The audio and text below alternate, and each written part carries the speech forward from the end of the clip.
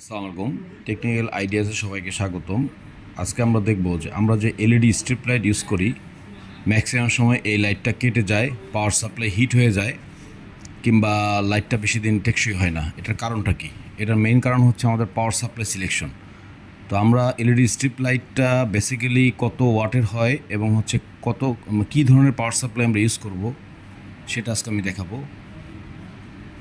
যেমন আমার এইখানে আমাদের যে স্ট্রিপ লাইটের যেটা 12 ভোল্টের পাওয়ার সাপ্লাই কনসিডার করছি, এখানে আমি 24 ভোল্টও আছে।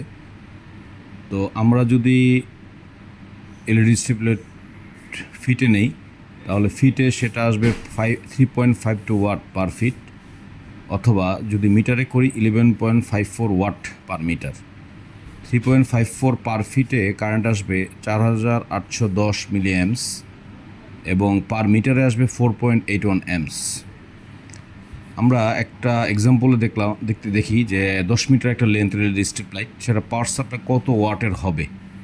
তো পাওয়ার সাপ্লাইয়ের ফর্মুলা, বেসিক যে ফর্মুলা, সেটা হচ্ছে watt into length divided by amps into voltage. তো এখন আমরা পার মিটারে আমরা পাচ্ছি যেটা এলইডি স্ট্রিপ লাইটে 11.54 থেকে 12 ওয়াট আসে আর কি।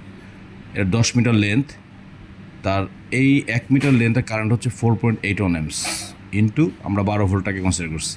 তো সেক্ষেত্রে আছে 2 ওয়াট। নিয়ম হচ্ছে পাওয়ার সাপ্লাই সিলেকশন করার যে কনজামশন, যে লোডটা আসবে, সেটার 50% তার সাথে অ্যাডিশন করতে হবে পাওয়ার কনজামশন বেটার এফিসিয়েন্সি পাওয়ার জন্য। তো আমরা সেক্ষেত্রে এটার যদি 50% অ্যাড করি, তাহলে সেক্ষেত্রে 3 ওয়াট। এটা আমি একটা এক্সাম্পল দিলাম যে আমার 10 মিটার লেন্থের স্ট্রিপ লাইট যদি ইউজ করতে চাই, সেক্ষেত্রে যে আমরা পাওয়ার সাপ্লাইটা ইউজ করব, কিংবা আমরা যেটা অ্যাডাপ্টার বলি, সেটা 3 ওয়াটের হইতে হবে মিনিমাম। তাইলে আমরা সেই স্ট্রিপ লাইট গরম হবে না এবং আমাদের এফিসিয়েন্সি ভালো পাওয়া যাবে। তো ভিডিওটা যদি সবার ভালো লাগে, লাইক এবং শেয়ার করবেন। আসসালামু আলাইকুম।